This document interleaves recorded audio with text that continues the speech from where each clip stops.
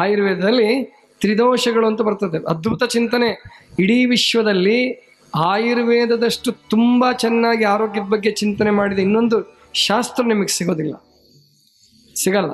ಅದೆಲ್ಲ ಆಯುರ್ವೇದದ ಕೆಳಗೆ ಯಾವುದೇ ಇರಲಿ ಅಂತ ಅದ್ಭುತವಾದ ಶಾಸ್ತ್ರ ಆಯುರ್ವೇದ ಶಾಸ್ತ್ರ.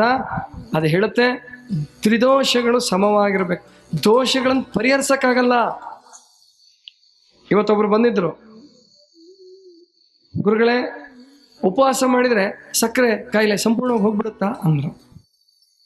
ಅವಾಗ ನಾನಂದೆ, ಸಕ್ಕರೆ ಸಂಪೂರ್ಣವಾಗಿ ಹೋದ್ರೆ ನೀವೇ ಹೋಗ್ಬಿಡ್ತೀರಿ. ಗೊತ್ತಾಯ್ತಾ? ಸಕ್ಕರೆ ಸಂಪೂರ್ಣವಾಗಿ ಹೋದರೆ ಇನ್ನು ಹೈ ಶುಗರ್ ಡೇಂಜರಸ್ ಅಲ್ಲ. 400 ಆದ್ರೂ ನೀವು ಬದುಕ್ತೀರಿ. 40 ಕೇಳಿದ್ರೆ ಬಿದ್ದೋಗ್ತೀರಿ ಕೆಳಗೆ. 70, 60, 50 ಕೇಳಿದ್ರೆ ಬಿದ್ದೋಗ್ತೀರಿ ಕೆಳಗಡೆ. ಹೈಪೋಗ್ಲಿಸಿಮಿಯಾ ಅಂತ ಹೇಳ್ತಾರೆ. ಶುಗರ್ ಕಡಿಮೆ ಆದರೆ ಚಿಂತೆ ಮಾಡಬೇಕು, ಹೆಚ್ಚಾದ್ರೆ ತೀರಾ ಚಿಂತೆ ಮಾಡಬೇಕಾದ ಅಗತ್ಯ ಇಲ್ಲ. ತೀರಾ ಚಿಂತೆ ಮಾಡಬೇಕಾದ್ದೇನಿಲ್ಲ. ಅಂದರೆ ದೋಷಗಳು ಇಲ್ಲದೆ ಈ ಜೀವನ ಇಲ್ಲವೇ ಇಲ್ಲ. ಸಕ್ಕರೆ ಕಾಯಿಲೆ ಇಲ್ಲದೆ, ಸಕ್ಕರೆ ಇಲ್ಲದೆ ಜೀವನ ಇಲ್ಲ. BP ಇಲ್ಲದೆ ಜೀವನ ಇಲ್ಲ. BP ಸಂಪೂರ್ಣ ಇಲ್ದಂಗೆ ಆಯ್ತಪ್ಪ, ಜೀವನನೇ ಹೋಯ್ತು. BP ಲೋನು ಆಗಂಗಿಲ್ಲ, BP ಹೈನೂ ಆಗಂಗಿಲ್ಲ, ಶುಗರ್ ಲೋ ಆಗಂಗಿಲ್ಲ, ಶುಗರ್ ಹೈ ಆಗಂಗಿಲ್ಲ. ಶುಗರು ಬೇಕು, BPನೂ ಬೇಕು. ಹಾಗೆ ದೋಷಗಳು ಬೇಕು. ಯಾವುದದು ತ್ರಿದೋಷಗಳು? ವಾತ, ಪಿತ್ತ, ಕಫ. ವಾತ, ಪಿತ್ತ, ಕಫ ಹೆಂಗಿರ್ಬೇಕಪ್ಪ ಅಂದರೆ ಸಮವಾಗಿರಬೇಕು. ವಾತ ಎಷ್ಟು ಪ್ರಮಾಣದಲ್ಲಿರಬೇಕು ಅಷ್ಟಿರಬೇಕು. ವಾತ ಇಲ್ಲದೆ ಹೋದರೆ ರಕ್ತ ಸಂಚಾರ ಇಲ್ವೇ ಇಲ್ಲ. ಇವತ್ತು ನಾನು ಇಲ್ಲಿ ಕೂತಿದ್ದೀನಿ, ನೇರವಾಗಿ ಕೂತಿದ್ದೀನಿ. ನಿಜವಾಗಿ ಗ್ರಾವಿಟೇಷನ್ ಪ್ರಕಾರ ರಕ್ತ ಎಲ್ಲ ಪೂರ ಕೆಳಗೆ ಹೋಗಿ ನಾವು ಸತ್ತೋಗ್ಬೇಕು. ಹಂಗಾಗಲ್ಲ. ನಾನು ನೇರವಾಗಿ ಕೂತಿರ್ಲಿ, 3 ತಾಸು ನಿಂತಿರಲಿ, ತಲೆಗೆ ರಕ್ತ ಹೋಗ್ತಾನೇ ಇರ್ತದೆ, ಮೆದುಳಿಗೆ ರಕ್ತ ಹೋಗ್ತಾನೆ ಇರ್ತದೆ. ಯಾವುದರಿಂದ? ಅದು ವಾತದಿಂದ ಪಂಪ್ ಮಾಡ್ತಿರ್ತದೆ. ಹೃದಯ ಪಂಪ್ ಮಾಡ್ತಿರ್ತದೆ, ಶ್ವಾಸಕೋಶ ಉಸಿರಾಡಿಸ್ತಿರ್ತದೆ.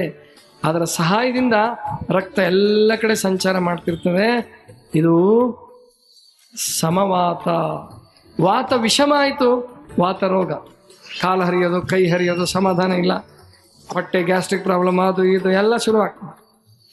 ಸಮದೋಷ ಅಂದರೆ ವಾತ ಸಮವಾಗಿರ್ಬೇಕು. ಪಿತ್ತ ಸಮವಾಗಿರ್ಬೇಕು.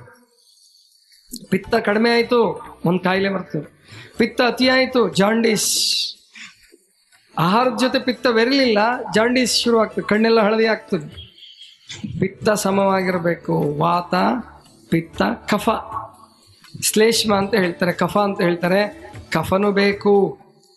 ತಿಂದ ಆಹಾರ ಅನ್ನನಾಳದಿಂದ ಹಿಡ್ಕೊಂಡು ಕೊನೆ ದೊಡ್ಡ ಕರಳವರೆಗೆ ತಲುಪಿ ಅದೇನೇನಾಗಬೇಕು ಅದೆಲ್ಲ ಆಗಿ ಕೊನೆಗೇನ ಎಲ್ಲಿ ಹೋಗಬೇಕು ಅದೆಲ್ಲ ಹೋಗಬೇಕಾದ್ರೆ ಶ್ಲೇಷ್ಮ ಪದಾರ್ಥ ಇರಲೇಬೇಕು ಶರೀರದಲ್ಲಿ.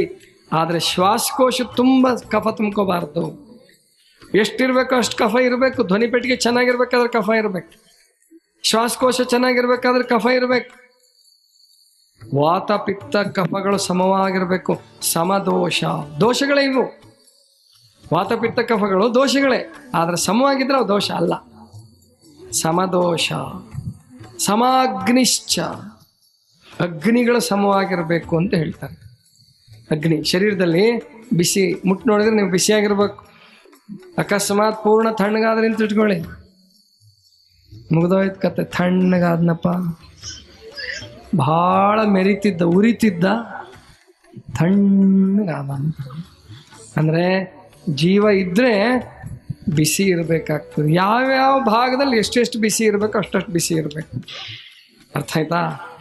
ಅದಕ್ಕೆ ಹಿಂದಿಯಲ್ಲೊಂದು ಮಾತು ಹೇಳ್ತಾರೆ, ಭಾಳ ಅದ್ಭುತವಾದ ಮಾತದು, ನೆನ್ಪಿಟ್ಕೊಳ್ಳಿ, ಭಾಳ ಚಂದ ಐತೆ.